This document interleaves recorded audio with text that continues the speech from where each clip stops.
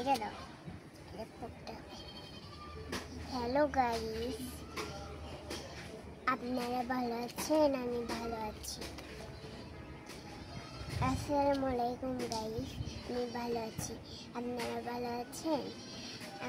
আপনাদেরকে আমি একটা ছড়া শেখাবো এখন।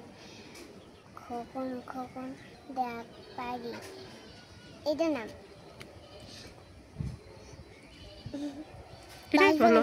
বাঁশবাগানেরটা বলি।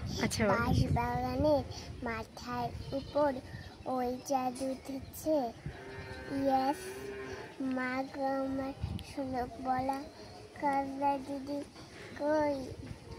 কুকুর ধরে নেবুর তলে, ঠোকাই ঠোকাই জোনাই জলে, ফুলের গন্ধে ঘুমাসে না, একলা জিয়ে রই। সেদিন হতে কেন মার দিদি আসে না গো? দিদির কথায় আঁচল দিয়ে মুক্তি কেন থাকো? মা দিদি কোথায় গেছে? আসবে আবার কবে? কাল যে আমার নতুন ঘরে পুতুল বিয়ে যাবে।